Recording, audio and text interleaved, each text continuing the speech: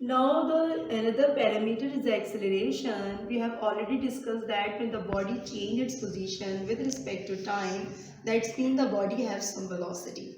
But whenever there अब हमेशा एक ही velocity तो नहीं रहेगी. सब जब body एक जगह से दूसरी जगह move करती है तो उसकी velocity में भी तब्दीली आती है. तो whenever there is a change in the velocity, जब किसी body के अंदर क्या होता है कि वेलोसिटी में तब्दीली होती है, the body has acceleration, body के अंदर एक्सेलरेशन प्रोड्यूस हो जाता है. Simple formula is that average acceleration is the rate of change of velocity. क्या कह रहे हैं? Rate of change of velocity.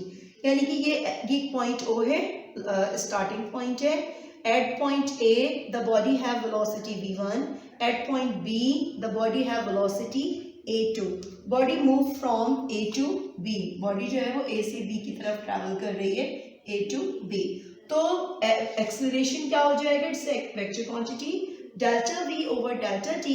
Now the del v is equal to v2 minus v1 upon t2 minus t1, and the unit of the acceleration is the meter per second square. कैसे कि velocity की unit होती है metre पर second divided by second. जब metre पर second को division को मल्टीप्लाई में चेंज करते हैं तो ये हो जाती है मीटर पर second square.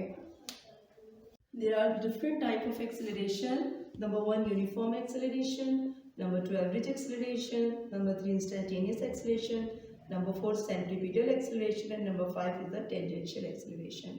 And now the uniform acceleration, you know about that. When the body have the uniform velocity, that's mean the body have the uniform acceleration. Simple. Instantaneous acceleration is defined as the acceleration of the body at any instant is called the instantaneous acceleration, and the formula is that AINS stand for the instantaneous is equal to limit delta t tends to 0 del v over delta t.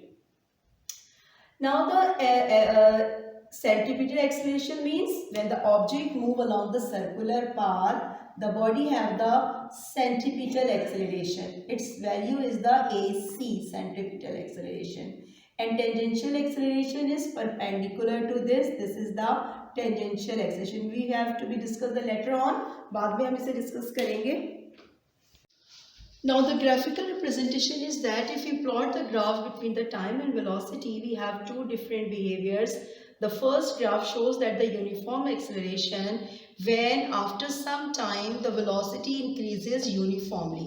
यानी कि हम ये कह सकते हैं कि starting में दोनों की वैल्यू 0 थी, when after 2 minutes, after 2 second time second, the velocity is 4, यानी कि आपके पास 4 आ गई. इसी तरीके से after 3 and after 4 the velocity is कितनी हो गई है? तकरीबन ये इसकी वैल्यू कितनी आई? 4, 8. 2 पे 4, 4 पे ये हो गई 8. तो देख रहे हैं आप कि यूनिफॉर्मली बढ़ रहा है ये. We get the straight line. तो if the body covers equal displacement in equal interval of time, the body have the uniform velocity as well as the uniform acceleration. I say the uniform velocity. And if we plot this is the non-uniform acceleration. ये behavior ये uniform था और ये था non-uniform. Non-uniform का मतलब होता है variable, velocity में तब्दीली आ रही है, non-uniform. तो when the velocity increases, ये जो show कर रहा है ये first line, when the velocity increases, the acceleration is positive. When the velocity decreases, negative sign shows that कि ये जो है वो नीचे की तरफ आ रही है. When the body move downward direction, the body have the negative acceleration. And when there is no change in the velocity, velocity is constant. बहुत important बात है, ये याद रखिएगा कि velocity में तब्दीली नहीं हो रही. देख रही हैं आप यहाँ से कि velocity constant है, no change in the velocity.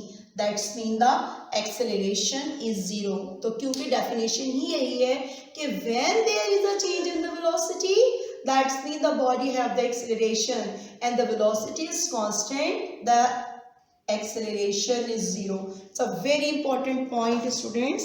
आप इसे याद कर लीजिए. Now equation of motion, simple metric में आप पढ़ के आ चुके हैं. Vf is equivalent to Vi plus At, S is equivalent to Vit plus half At square, and 2S is equivalent to Vf square minus Vi square. These equations are when the body move the linear motion along the only x-axis और as well as the motion along the y-axis. तो हम ये सारी की सारी equations use करते हैं. लेकिन when the body move porphyry motion under gravity, तो हमारे पास टर्म्स कुछ चेंज हो जाती हैं. Vf is equivalent to Vi plus Gt. Acceleration can be changed in the acceleration due to gravity, and distance, horizontal distance change into the height, and the s इसी तरह horizontal distance is changed into the height. तो ये भी इंशाल्लाह तो numericals में काम आएंगी.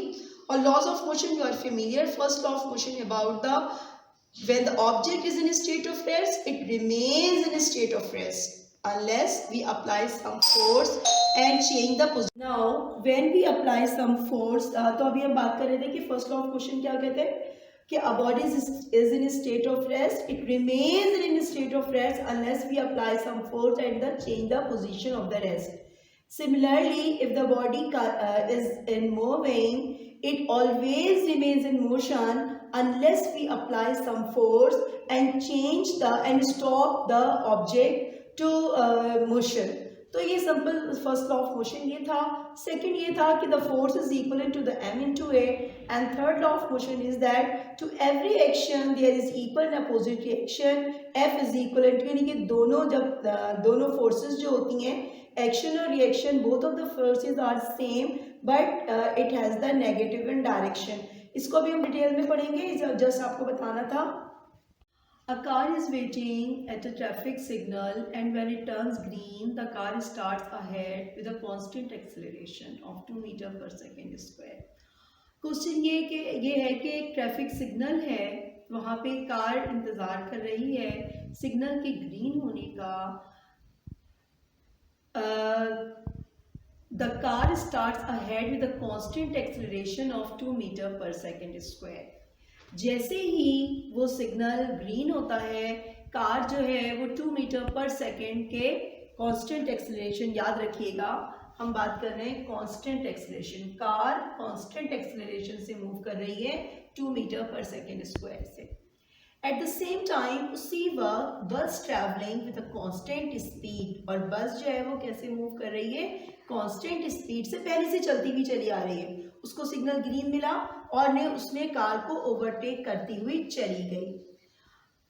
Number 1, how far beyond it's starting point will the car overtake the bus. बताइए वो कितने फासले के बाद कार ने बस को ओवरटेक किया, डिस्टेंस फाइंड आउट करना है. और how fast will the car be moving, और कार की वेलोसिटी क्या थी. ठीक है, कार की वेलोसिटी हमें मालूम करनी है. स्टूडेंट्स आप इसकी रफ सी डायग्राम बना लीजिए कि एक ट्रैफिक सिग्नल है, यहाँ पे कार जो है वो रुकी हुई है और जो है उस वक्त जैसे ही सिग्नल के ग्रीन होने का इंतज़ार करती है, कार मूव करना शुरू हो जाती है. जैसे सिग्नल ग्रीन होता है कार मूव करने लगती है और पीछे से एक बस जो है वो आती है और कार को ओवरटेक करती हुई आगे चली जाती है. आपको डिस्टेंस फाइंड आउट करना है कि बस ने कार को कितने फासले से ओवरटेक किया और बस की वेलोसिटी जो है वो फाइंड आउट करनी है कि बस की क्या वेलोसिटी थी. तो सबसे पहले हम बात करेंगे कार की इनिशियल वेलोसिटी 0, क्योंकि कार रुकी हुई थी. एक्सेलरेशन इज 2, और ये क्या है, कार का एक्सेलरेशन जो है वो कांस्टेंट है. ये बात याद रखिएगा, एक्सेलरेशन इज कांस्टेंट. यहाँ पर बस जो है उसकी इनिशियल वेलोसिटी, वो पहले से किसी वेलोसिटी से मूव करती हुई आ रही थी, वो उसकी इनिशियल वेलोसिटी थी, कांस्टेंट वेलोसिटी से मूव कर रही थी बस. और when the velocity is constant, the acceleration is 0. Point to be noted. अब हम डिस्टेंस कार के लिए निकालेंगे तो हम बात करेंगे s is equal to the VIT plus half AT square. Car की हम बात कर रहे हैं तो हम यहाँ पे वेलोसिटी 0 रखेंगे, time t plus half, a is 2 and time जो है वो कितनी देर के अंदर वो हुआ है टी स्क्वायर का हमें नहीं पता, हम इसको टी स्क्वायर की टर्म में रखेंगे. 2 से 2 cancel out, the distance for the car is equal to the simple T square. It is equation number 1. अब जब हम बस की बात करेंगे तो हमारे पास फॉर्मूला है again VIT plus half A T square. Acceleration is 0, ये टर्म पूरी 0 हो जाएगी। बस के लिए आपके पास आ जाएगा 10 multiply by T, it is equation number 2। Now equate equation 1 and 2, t square is equal to 10t, t से t कैंसिल हो गया, t is equal to 10 second. अब हमने जो इक्वेशन रखी है तो उनमें सब्स्टिट्यूट करेंगे। कार के लिए t स्क्वायर 10 को स्क्वायर किया 100 मीटर आ गया। बस के लिए 10 मल्टीप्लाई बाई टी, बस के लिए डिस्टेंस आ गया 100 मीटर। फाइनल वेलोसिटी बस की कैसे मालूम करेंगे? Vf is equal to Vi plus at, हमने रखा है एक्सेलरेशन डेटा में 0 था, ये वाली पूरी टर्म 0 हो जाएगी और ये t। आपने देखा कि बस की स्पीड कांस्टेंट थी, पहले भी 10 थी और बाद में भी 10 हो गई। This is our answer.